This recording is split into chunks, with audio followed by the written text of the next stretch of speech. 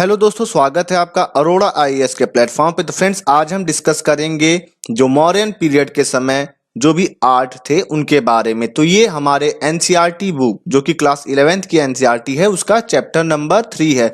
इससे पहले मैंने चैप्टर नंबर 1 और 2 ऑलरेडी डिस्कस कर रखा है। और साथ ही साथ मैं आपको ये भी बताना चाहूंगा कि जो मॉडर्न इंडियन हिस्ट्री है, जो स्पेक्ट्रम की जो बुक है, उसको भी हमने अच्छे तरीके से चैप्टर नंबर 1 से लेके चैप्टर नंबर 35 तक सभी चीजें डिस्कस कर रखी हैं। ठीक है दोस्तों, तो चलिए हम आगे इस लेक्चर को शुरू करते हैं। सो फ्रेंड्स, सबसे पहले मैं आपको ये मैप दिखाना चाहूंगा जो कि मौर्यन पीरियड के समय का मैप है। तो आप यहाँ पे देख रहे होंगे कि ये जो मैप है, जो भी मौर्यन पीरियड के समय जो भी साइट्स थे, जो भी जगह थे, उनको बताया गया है। जैसे कि ब्रह्मगिरी आप देख सकते हैं, और जो सबसे जो साउदर्न मोस्ट जो क्या था, कांधार। ठीक है दोस्तों, और जो सबसे ईस्टर्न मोस्ट जो जगह है उसको भी आप देख लीजिए, पाटलिपुत्र ये रहा, लुम्बिनी, कालसी, तोपरा, बहापुर जो कि आज का दिल्ली है, उज्जैन, रूपनाथ। तो आप देखिए, मैप को भी जरूर देखते हुए चला करिए। तो चलिए दोस्तों, आज का लेक्चर शुरू करते हैं। अब देखिए दोस्तों, जब 6वीं शताब्दी की शुरुआत होती है तो नए रिलीजन, नए सोशल मूवमेंट, जो हमारी जो गंगा का जो वैली है, गंगेटिक वैली जो है, जो गंगा का जो इलाका है, गंगा नदी का, वहां पे नए नए धर्मों का उदय होता है। कौन से? बौद्ध धर्म और जैन धर्म का। और ये जो बौद्ध धर्म है और जो जैन धर्म है, ये किसका पार्ट रहता है? श्रमण ट्रेडिशन का। अब देखिए, ये जो दोनों ही रिलीजन हैं, चाहे बौद्ध धर्म की बात करें या फिर चाहे जैन धर्म की बात करें, ये दोनों ही रिलीजन किसके लिए थी? वर्ण सिस्टम जो था हिंदू रिलीजन में, हिंदू धर्म में, या फिर जो जाति प्रथा जो थी हिंदू समाज में, उसका अपोज करने के लिए, उसका विरोध करने के लिए बौद्ध धर्म और जैन धर्म को बनाया गया। अब देखिए दोस्तों, एक बात और मैं आपको यहाँ पे बताना चाहूंगा कि जो श्रमण ट्रेडिशन, जो इसका अर्थ क्या है, क्या मतलब निकलता है। तो देखिए, जो श्रमणिक ट्रेडिशन, इसका मतलब ये है कि जो कि वेद के ऊपर विश्वास नहीं रखते हैं, ये क्या है? नास्तिक ट्रेडिशन है। जो आजीविका जो सेक्ट है, वो भी एक तरीके का श्रमणिक ट्रेडिशन ही है। और देखिए दोस्तों, यहीं पे मैं आपको एक और बात बताना चाहूंगा कि जो चंद्रगुप्त मौर्य थे, उन्होंने जैन धर्म को फॉलो किया था। और जो अशोक जो था, जो चंद्रगुप्त मौर्य का जो 3rd जनरेशन था, उसने बौद्ध धर्म को फॉलो किया था। तो आप ये बताइए मुझको कि जो चंद्रगुप्त का जो बेटा था उसका क्या नाम था, और उसने कौन से रिलीजन को, किस धर्म को फॉलो किया था। ठीक है दोस्तों, चलिए आगे बात करते हैं। अब देखिए दोस्तों, जो मगध जो था, ये सबसे पावरफुल किंगडम के रूप में उभरा। इसने क्या किया? एकत्रीकरण किया, कंसोलिडेट किया अपने कंट्रोल को अलग अलग रीजन्स में। अब देखिए, जो 4वीं जो शताब्दी जो थी, उस समय जो मौर्य जो थे, मौर्यों ने क्या किया? अपने आप को, अपने पावर को इस्टेब्लिश कर दिया। और 3री शताब्दी, मतलब जो 3rd सेंचुरी बीसी आते आते मौर्यों ने क्या किया? भारत के, इंडिया के लार्ज पार्ट पे अपना आधिपत्य जमा लिया, अपना कंट्रोल कर लिया था। अब देखिए, जब अशोक का जब उदय होता है, तो जो अशोक जो था, वो मौर्य वंशज का सबसे पावरफुल किंग था, मौर्यन डायनेस्टी का, जिन्होंने क्या किया? पैट्रनाइज किया किसको? श्रमण ट्रेडिशन को। कब? 3rd सेंचुरी बीसी में। अब देखिए, जो रिलीजियस जो प्रैक्टिसेस जो थी, कि मतलब धर्म का पालन किस तरीके से किया जाता था, वो उसका जो है कई डायमेंशन था। ऐसा नहीं था सिर्फ और सिर्फ एक ही पर्टिकुलर तरीके से वर्शिप की जाती थी, मतलब कि कई तरीके से वर्शिप किया जाता था। तो यहाँ देखिए, किसका वर्शिप होता था, किसकी पूजा होती थी? यक्ष की। और एक मदर गॉडेस थी, मतलब कि माता थी, देवी थी, वो भी इस समय काफी प्रिविलेंट थी, मतलब उनकी भी काफी ज्यादा इस समय पूजा होती थी। तो इस वजह से हम कह सकते हैं कि कई तरीके के वर्शिप, कई तरीके की पूजा पद्धति इस समय एग्जिस्ट करती थी। तो देखिए दोस्तों, फिर भी अगर जब, मतलब कि जब बौद्ध धर्म जब आया, तो उस समय भी कई ढेर सारे रिलीजियस और पॉपुलर मूवमेंट हुए। और जो यक्ष की जो पूजा जो की जाती थी, जो कि पहले काफी ज्यादा पॉपुलर थी, तो जब बौद्ध धर्म का जब आगमन जब हुआ, जब बौद्ध धर्म का जब एडवेंट जब हुआ, तो उस समय इसको भी एसिमिलेट कर लिया गया बौद्ध धर्म और जैन धर्म के अंदर। चलिए दोस्तों आगे बात करें। अब दोस्तों हम डिस्कस करेंगे पिलर, स्कल्पचर और रॉक कट आर्किटेक्चर के बारे में। तो देखिए क्या किया जाता था मौर्य टाइम पीरियड में, कंस्ट्रक्शन किया जाता था, बनाया जाता था स्तूप को, विहार को, और ये जो किसका पार्ट था, मोनेस्टिक ट्रेडिशन का पार्ट था। ठीक है दोस्तों, और ये आगे चल के किसका पार्ट बना, बौद्ध धर्म के ट्रेडिशन का। अब देखिए अगर हम बात करें, हाउएवर इन दिस पीरियड स्तूप और विहार तो बनाए ही गए, स्टोन पिलर भी बनाए गए, रॉक कट केव्स भी बनाए गए, मोनुमेंटल फिगर्स भी बनाए गए, स्कल्पचर्स कई ढेर सारे बनाए गए अलग अलग जगहों पे। और देखिए जो पिलर बनाने का जो ट्रेडिशन था, जो प्रथा जो थी, ये काफी पुरानी प्रथा थी। और हमको ये आप इसको ऑब्जर्व कर सकते हैं कि जो पिलर बनाया जो जाता था वो अकेमेनियन अंपायर में भी इसको बनाया जाता था, मतलब काफी ज्यादा प्रिविलेंट था, काफी ज्यादा प्रचलित था क्या, पिलर बनाना। और जो कि ये जो एक्मेनियन जो एम्पायर था ये काफी पुराना एम्पायर है, मतलब कि ये जो मौर्यन एम्पायर है इसके पहले का। और देखिए जो मौर्य पिलर जो थे ये कैसे पिलर होते थे, रॉक कट पिलर होते थे। मतलब कि इसमें क्या करते थे, ऐसा नहीं है कि पत्थरों को जोड़ा जाता था, इसमें एक ही सिंगल पत्थर को खूब बड़ा चट्टान जैसा रहता था, उसी को धीरे धीरे क्या करते थे, कार्व करते थे, ये उसी में छीनी हथौड़ी से कटाई करते थे, और जिससे कि हमको इनके कार्विंग स्किल्स के बारे में पता चलता है, किसके, मौर्यंस के। और अगर हम बात करें जो एक्मेनियन जो पिलर जो होते थे, उनको वही बात मैंने बताया ना कि कई ढेर सारे पीसेस होते थे, उनको जो है जोड़ के बनाया जाता था, मतलब अलग अलग पत्थरों के पीसेस को जोड़ के बनाया जाता था एक्मेनियन पिलर को। लेकिन जो मौर्यन पिलर जो होते थे उनको क्या करते थे, एक ही खूब बड़े चट्टान को ही उसी के ऊपर कार्विंग करके, उसी के ऊपर छीनी हथौड़ी चला के उसको कार्व करते थे। ठीक है दोस्तों, उसमें नक्काशी करते थे। और देखिए यहाँ पे एक और बात मैं आपको बताना चाहूंगा कि ये जो विहार है, विहार किस लिए होता था, विहार होता था रहने के लिए, और चैत्य किस लिए बनाया जाता था, पूजा पाठ करने के लिए। और दूसरी बात, स्तूप क्या होते हैं, तो जहां पर बौद्ध के जीवन से जुड़ी हुई चीजें या फिर बौद्ध मतलब गौतम बुद्ध के बॉडी पार्ट जैसे कि दांत वगैरह, उसको दफना के उसके ऊपर माउंट बनाते हैं, उसी को क्या कहते थे, मतलब उसी को क्या कहा जाता है, स्तूप कहा जाता है। ठीक है दोस्तों, चलिए आगे बात करें। अब देखिए जो सबसे टॉप पोर्शन जो था, अच्छा सॉरी ये वाली लाइन भूल गया मैं। अब देखिए जो स्टोन पिलर जो होते थे वो कैसे होते थे, पूरे पूरे मौर्यन अंपायर में इरेक्ट थे, मतलब कि बनाए गए थे, निर्माण किया गया था किसका, स्टोन पिलर्स का। और उसके ऊपर कुछ इंस्क्रिप्शन भी लिखते थे, मतलब कुछ उसके ऊपर कुछ लिखा जाता था। और साथ ही साथ जो टॉप पोर्शन जो होता था पिलर का, उसके ऊपर एक कैपिटल फिगर, मतलब कि कोई दूसरा चित्र एक बनाते थे, जैसे कि बुल का चित्र होगा या लॉयन का चित्र होगा, मतलब बुल का, बैल का, या फिर शेर का, या हाथी का चित्र, और भी कई ढेर सारे जानवरों का चित्र बनाया जाता था, जो सबसे ऊपरी पोर्शन जो होता था पिलर का। जैसे कि आप यहाँ पे देखिए, ये है ना, यहाँ देखिए, यहाँ पे किसका, शेर का चित्र है, और यहाँ देखिए ये हाथी है। तो आप ये बताइए कि जो इसमें और कौन कौन से जानवर हैं, ठीक है दोस्तों, और इसमें टोटल कितने शेर हैं, ये तो वैसे आई होप आप बता ही देंगे।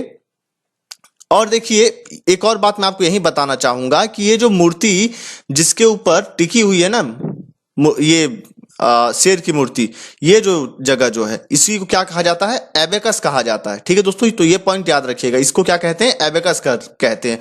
तो वही बात यहाँ पे बताया गया है कि ये पिलर कैपिटल है, और जो इसका जो एबेकस जो है किस तरीके का है, लोटस के तरीके का है, देख रहे हैं ना, लोटस जैसे जो दिख रहा है, तो इसको क्या कहते हैं, इसको एबेकस कहते हैं। ठीक है दोस्तों, चलिए बात करते हैं आगे।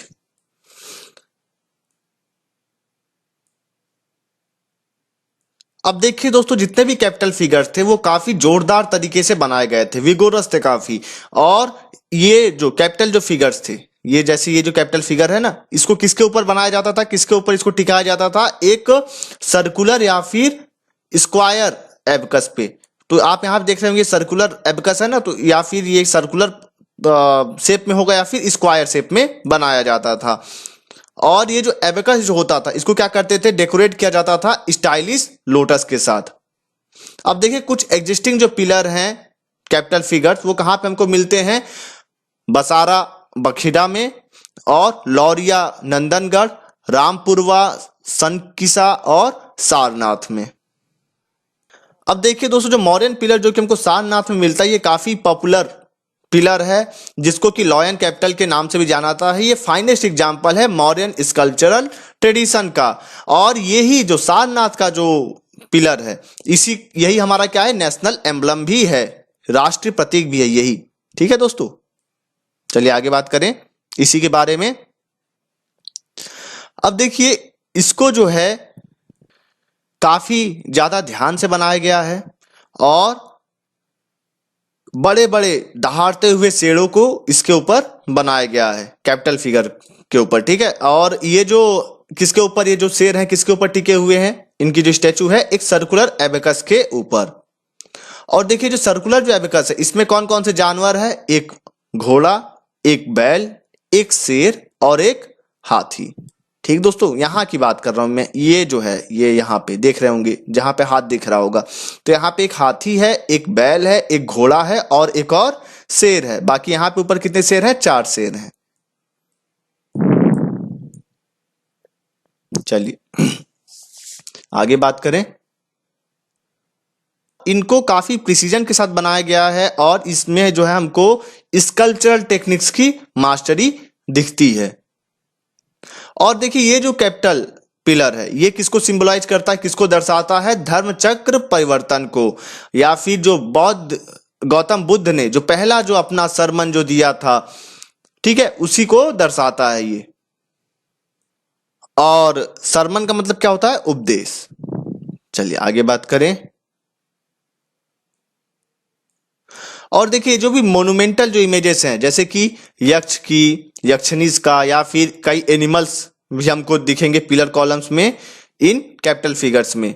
और यहाँ पे देखिए, जो रॉक कट केव जो हैं, जो कि 3rd सेंचुरी बीसी को बिलोंग करती हैं, वो भी हमको कई अलग अलग पार्ट में भारत के मिलती हैं। जैसे कि आप ये देखिए, यक्ष की ये एक मूर्ति है, कहाँ पे मिलती है, कहाँ पे मिली हमको, परखम में। ठीक दोस्तों, अब देखिए दोस्तों, ज्यादातर जो मोन्यूमेंटल इमेजेस हैं, जो मूर्तियां जो हैं, वो किस पोजीशन में है, स्टैंडिंग पोजीशन में है। और इनका जो सबसे एक अनोखा जो एलिमेंट है इन इमेजेस का, वो क्या है कि इनको पॉलिश किया गया है, पॉलिश सरफेस की हैं।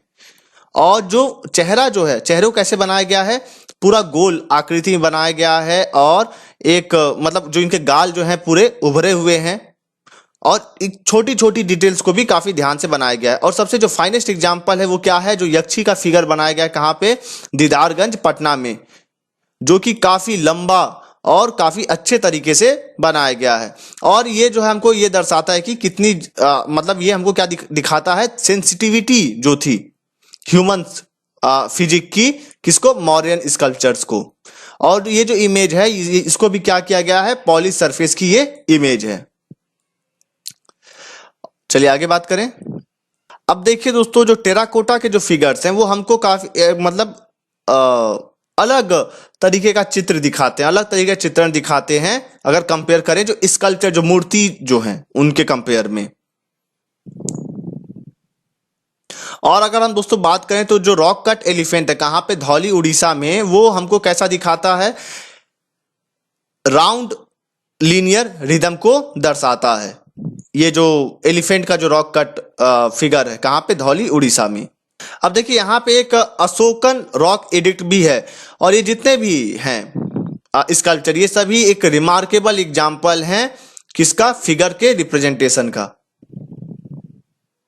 अब देखिए दोस्तों, जो रॉक कट केव जो है, जो कहाँ पे कार्व की गई, कहाँ बनाया गया है, बारबरा हिल्स, कहाँ के पास, गया बिहार में, जिसको कि लोमस ऋषि केव के नाम से भी जाना जाता है। देखिए दोस्तों, ये जो रॉक कट केव है बारबरा हिल्स में, इसका जो आगे का जो पोर्शन है, जो मुख्य द्वार का जो पोर्शन है इस केव का, उसको काफी अच्छे से डेकोरेट किया गया है। किस तरीके से, एक सेमी सर्कुलर चैत्र के रूप में। ठीक है, मतलब एक आधा सर्कल बनाते हुए अर्क बनाया गया है, कहां पे, जहां से ये इस केव में एंट्री की जाती है। और क्या बनाया गया है इस चैत्र में, चैत्र आर्क में, एक हाथी की भी मूर्ति आपको मिलेगी या चित्र मिलेगा। और जो इंटीरियर जो हॉल है इस केव का, उसमें रेक्टेंगुलर, वो कैसा है, वो रेक्टेंगुलर है। जो इंटीरियर हॉल है इस केव का वो किस तरीके का है, रेक्टेंगुलर शेप का है, और इसमें सर्कुलर चैम्बर है पीछे की तरफ। और जो एंट्रेंस है वो कहाँ पे लोकेटेड है, साइड वॉल पे। किसके साइड वॉल पे, हॉल के साइड वॉल पे लोकेटेड है इसका एंट्रेंस। अब देखिए ये जो केव है, ये केव को किसने पेट्रोनाइज किया था, किसने बनवाया था, अशोका ने। और किसके लिए, आजीविका सेक्ट के लिए। ये बात आपसे क्वेश्चन देखिए अगर प्रीलिम्स में पूछ दे तो एक काफी इंपॉर्टेंट लाइन है ये, ठीक है। अगर पूछ दे कि बारबरा हिल्स का जो केव है वो किसने बनवाया था, तो सबसे पहला बात किसने बनवाया था, अशोका ने। और किसके लिए, आपसे ऑप्शन दे देगा बौद्ध धर्म, जैन धर्म, तो इन दोनों में से किसी के लिए भी नहीं है, वो किसके लिए, आजीविका सेक्ट के लिए बनवाया गया था। और ये जो लोमस ऋषि केव है ये एक आइसोलेटेड एग्जाम्पल है इस पीरियड का, मतलब एक लौता ऐसा केव है जो कि आजीविका सेक्ट के लिए बनाया गया था। लेकिन देखिए इसी समय और भी कई ढेर सारे बौद्ध धर्म के लिए भी केव बनवाए गए हैं। कहां पे, ईस्टर्न और वेस्टर्न इंडिया में। अब देख, क्योंकि जो बौद्ध धर्म था या फिर जो जैन धर्म था इसकी पॉपुलरिटी काफी ज्यादा थी, तो इस वजह से स्तूप और विहार को काफी लार्ज स्केल में कंस्ट्रक्ट किया गया था।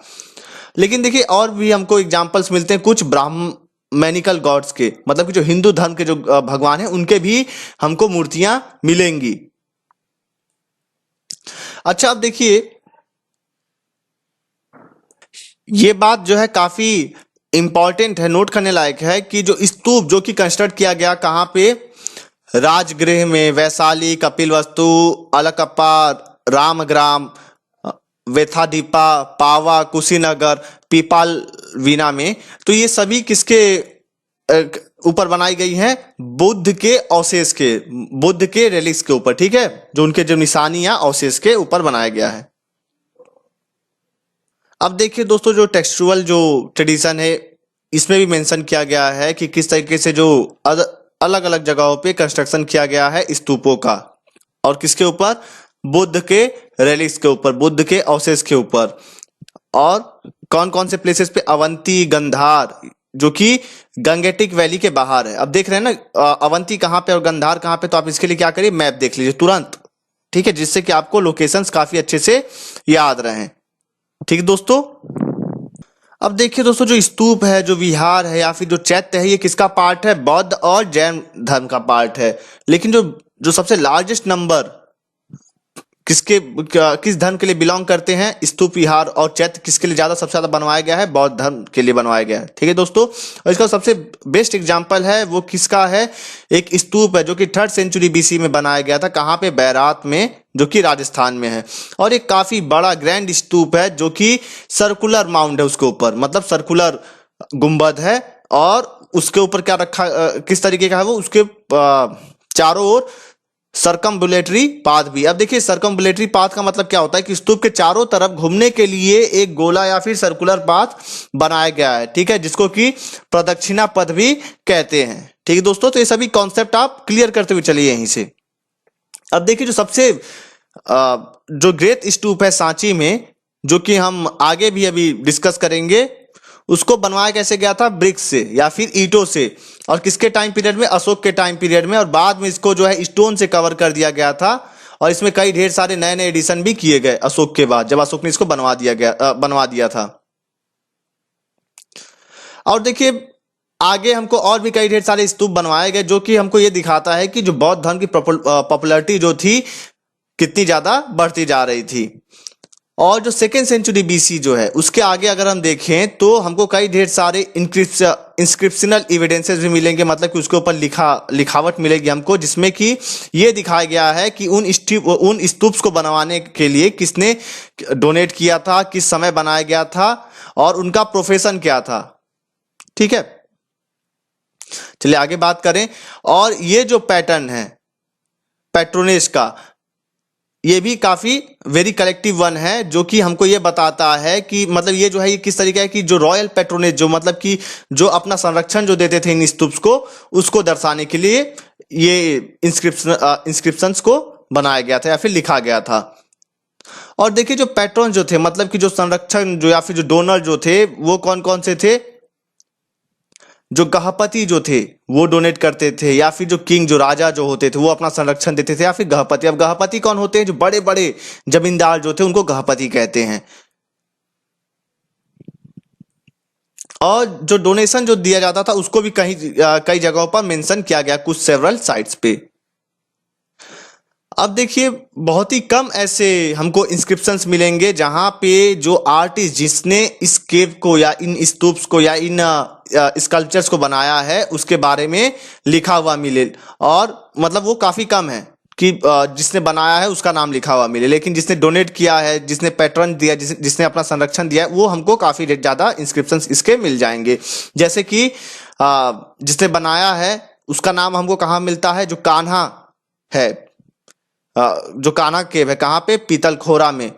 और इनके जो डिसिपल थे बालका, कहाँ पे, कॉन्डन केव में। तो कान्हा किसने बनाया था, पीतलखोरा ने, और बालका ने किसको बनाया था, कोंडन केव्स को। चलिए आगे बात करें।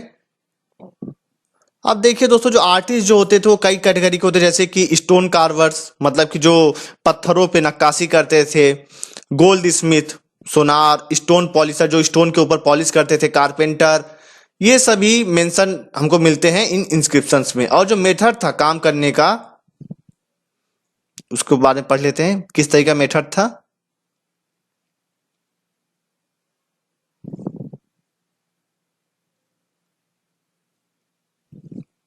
वो कैसा था मेथड, कलेक्टिव नेचर का मेथड था, ठीक है, मतलब कि सभी लोग मिलजुल के काम करते थे और एक समय में एक ही पोर्शन को, एक स्पेसिफिक पोर्शन को ही बनाया जाता था। मतलब कि एक स्पेसिफिक पोर्शन को ही बनाया जाता था और उसी को पैटर्नाइज किया जाता था, पर्टिकुलर पैटर्न, मतलब कि उसी का संरक्षण दिया जाता था एक संरक्षक के द्वारा, मतलब कि राजा जिसको मतलब बनाने के लिए कहता था, ठीक है, एक ही स्पेसिफिक पोर्शन को ही। और देखिए जो ट्रेडर्स जो थे, जो व्यापारी जो थे, उन्होंने भी यहाँ पे डोनेशन दिया है अलग अलग जगहों के जो स्तूप्स हैं। अब देखिए दोस्तों जैसे जैसे शताब्दी आगे बढ़ती गई तो जो स्तूप जो बनाए गए उसमें और भी कई ढेर सारे एडिशन किए गए, जैसे कि जो सर्कमवेलेटरी पाथ जो था, जो चारों तरफ जो स्तूप के चारों तरफ जो घूमते थे, ये जो है आप देख रहे होंगे यहाँ पे, ठीक है, ये एक स्तूप है तो इसके चारों तरफ घूमने के लिए बना हुआ है ना। तो यहाँ पे क्या बनाया गया, रेलिंग वगैरह बनाया गया और भी कई ढेर सारे डेकोरेशन किए गए। तो इस तरीके हमको और भी कई ढेर सारे न्यूमरस स्तूप्स मिलते हैं, लेकिन ये सभी एडिशंस कब हुए, 2nd सेंचुरी बीसी के समय हुए। अब देखिए जो स्तूप जो होते थे वो सिलेंड्रिकल ड्रम के रूप में बनाए जाते थे या फिर एक सर्कुलर अंडा के रूप में। अब देखिए अंडा मतलब कि सेमी सर्कुलर डोम, ठीक है, और हर्मिका का मतलब क्या होता है, स्मॉल सर्कुलर फेंसिंग, जो कि सबसे ऊपर जो अंडा जैसा जो आकार है, अब यहाँ आप देखिए जो सबसे ऊपर का जो अंडा जैसा आकार है, तो ये क्या है, ये हर्मिका है, ठीक है दोस्तों। और छत्र क्या होता है, जो अम्ब्रेला लाइक स्ट्रक्चर जो होता है स्तूप के ऊपर, ये जो है इसको क्या कहते थे, छत्र कहते थे, ठीक दोस्तों। तो वही बात यहां बताई गई है। अब देखिए इन सब से भी apart from the circumambulatory path, gateway, और क्या बनाया गया, गेटवे को ही बनाया गया, मतलब कि कहां से ये लोग जाएंगे, जाने का रास्ता। और देखिए काफी पर्याप्त जगह भी दिया गया किसके लिए, आर्किटेक्ट्स के लिए या फिर जो स्कल्पचर जो थे उनके लिए, कि वो जो है इन स्तूप्स के ऊपर कुछ इमेजेस भी बना सके, उसकी नक्काशी कर सके कुछ इमेजेस की। अब देखिए दोस्तों जो अर्ली फेज जो था बौद्ध धर्म का, उस समय गौतम बुद्ध को कैसे डिपिक्ट किया जाता था, उनके फुटप्रिंट से, उनके या फिर स्तूप से, लोटस थ्रोन से, चक्र से। और ये हमको ये दर्शाता है कि काफी या तो बहुत ही सिंपल वर्शिप होती थी, या और क्या करते थे, रेस्पेक्ट दिखाते थे। और क्या दिखाते थे कि जो गौतम बुद्ध का जो जीवन में जो भी उनके घटनाएं हुई, उनके इतिहास को बताया जाता था इन सिंबल्स के द्वारा। अब देखिए आगे चल के नरेटिव भी एक पार्ट बन गया बौद्ध ट्रेडिशन का। तो इसके लिए क्या हुआ कि गौतम बुद्ध के जीवन से रिलेटेड जो घटनाएं जो थी उसके ऊपर जातक स्टोरीज बनाए जाने लगी। तो इसी तरह की देखिए जो बुद्ध हैं, गौतम बुद्ध के लाइफ के अगर इवेंट की सिंबल्स के बारे में बात करें तो जो बर्थ है, बर्थ को कैसे दर्शाया जाता है, लोटस से या फिर व्हाइट एलिफेंट से। रिनंसिएशन, जब उन्होंने छोड़ा था तो उसको कैसे दर्शाते हैं, हॉर्स से, मतलब घोड़े से। और जो चैरियट जो था हॉर्स का, उसका क्या नाम था, छन्ना, और उस घोड़े का क्या नाम था, जिसके साथ वो गए थे कंथका। ठीक है, तो ये सभी चीजें आप याद रखिएगा। और इनको जब गौतम बुद्ध को जब एलाइटनमेंट जब मिली तो उसको कैसे दर्शाया जाता है, ट्री से, पेड़ से। और जब उन्होंने पहला सरमन जब दिया था, जब पहला उपदेश जब उन्होंने दिया था, उसको कैसे दर्शाया जाता है, चक्र से। और जब गौतम बुद्ध की जब मृत्यु जब होती है तो उसको कैसे दर्शाया जाता है, कहां पे मृत्यु हुई थी उनकी, कुशीनगर में। ठीक है, तो उसको कैसे दर्शाया जाता है, स्तूप से। ठीक है दोस्तों, चलिए आगे बात करते हैं। तो वही बात यहाँ बताई गई कि गौतम बुद्ध की जो भी घटनाएं जो थी उनकी जिंदगी की, तो उससे रिलेटेड जो भी स्टोरीज थी, जातक स्टोरीज, उसको भी रेलिंग्स पे लिखा जाने लगा, या स्तूप के दीवालों पे। और सिनोप्टिक नैरेटिव का यूज करते थे, कंटिन्यूअस नैरेटिव और एपिसोडिक नैरेटिव का भी यूज किया जाता था। कहाँ पे, पिक्टोरियल ट्रेडिशंस में। और देखिए जो इवेंट जो थे गौतम बुद्ध से रिलेटेड, वो क्या बन गए, इंपॉर्टेंट थीम बन गए इन सभी जो भी बौद्ध धर्म से रिलेटेड जो भी मोन्यूमेंट्स बनाए गए। और जो जातक स्टोरीज जो थी वो भी काफी इंपॉर्टेंट पार्ट बनी इन सभी स्कल्पचरल डेकोरेशंस का। अब देखिए जो मेन जो इवेंट है जो कि गौतम बुद्ध से रिलेटेड है, उनकी जिंदगी से रिलेटेड है, उसको भी दिखाया जाने लगा। जैसे कि उनका जन्म, उनके जैसे हुआ रिनंसिएशन जब हुआ, जब एलाइटनमेंट जब उनको मिला, जब ज्ञान जब उनको मिला, ज्ञान की प्राप्ति जब हुई, जब धर्म चक्र परिवर्तन को दर्शाया जाता है। और महापरिनिर्वाण मतलब कि जब उनकी जब मृत्यु हो जाती है। और इसमें कई ढेर सारे जातक स्टोरीज भी हैं जो कि डिपिक्ट की गई। कहाँ पे, छदांत छदान जातक में मिलेगा हमको। और विदुर पुंदिता जातक, रूरू जातक, सीबी जातक, वेशांतरा जातक और सामा जातक। तो इन्हीं सब स्टोरीज में से कुछ स्टोरीज भी स्तूप के ऊपर इन्होंने इंस्क्रिप्शंस में लिखने लगी, या फिर उसके स्तूप के रेलिंग के ऊपर। ठीक है दोस्तों, अब देखिए ये कुछ चीजें मैंने अभी छोड़ दी थी, अब हम इसको भी डिस्कस कर लेते हैं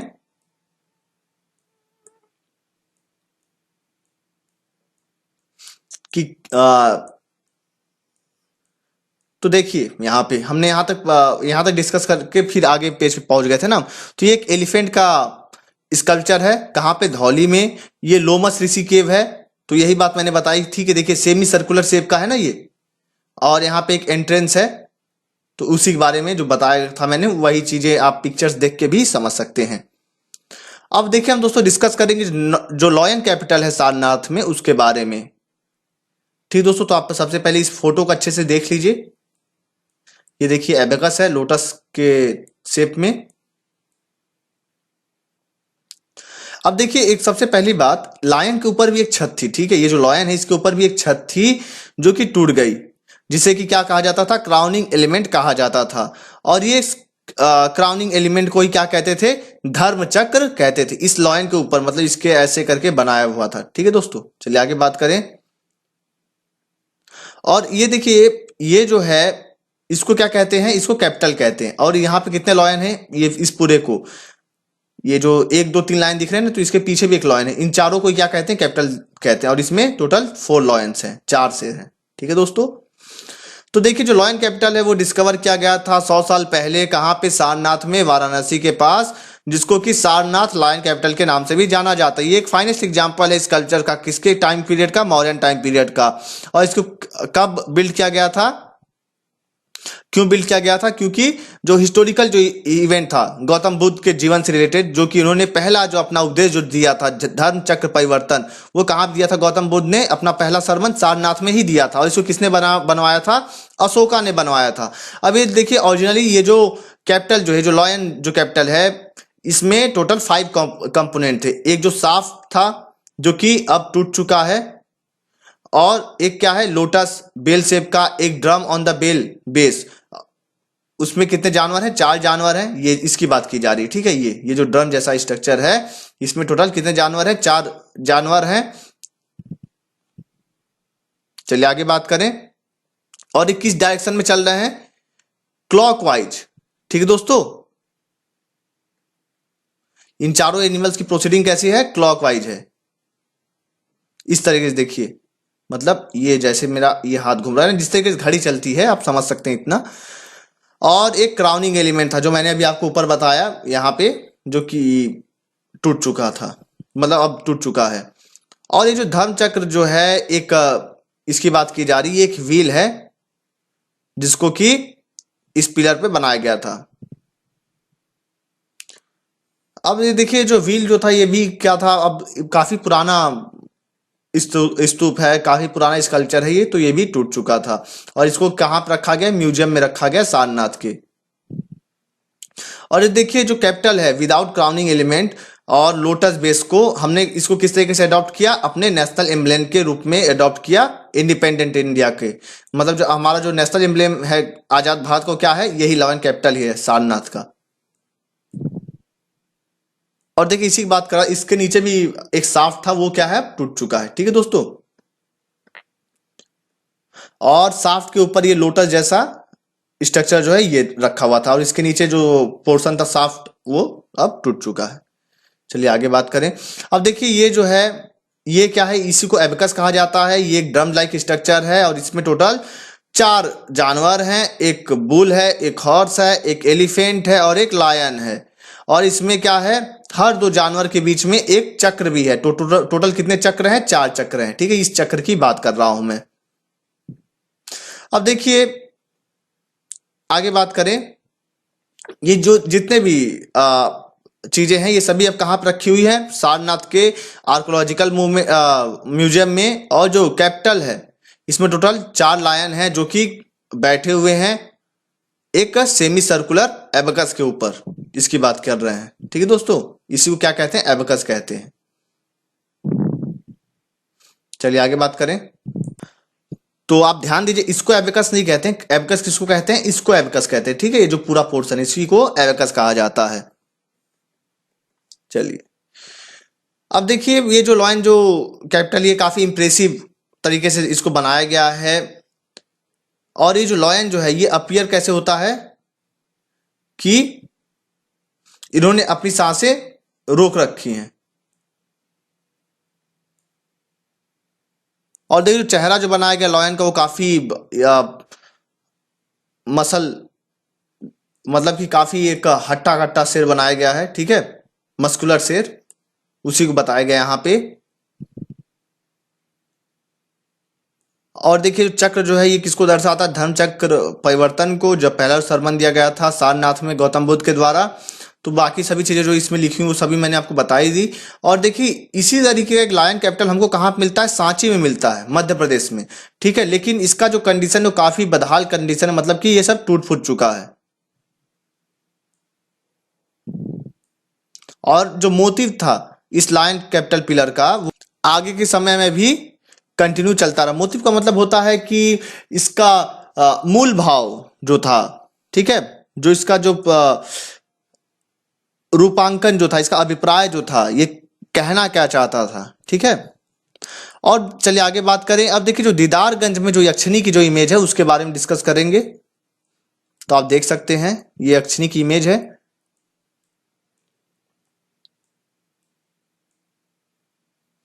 तो देखिए यहां पे आप देखेंगे कि एक स्टैंडिंग इमेज है यक्षिणी की, जो कि एक चौरी या फिर फ्लाई विस्क ली हुई है, इसको बोलते हैं चौरी या फिर एक फ्लाई विस्क ये जो है ये ले रखी है। और ये कहाँ पे है, ये दीदारगंज, जो कि आज के डेट में इसको क्या किस नाम जाना जाता है, पटना। ये भी एक काफी बढ़िया एग्जाम्पल है किसका, मौर्यन पीरियड के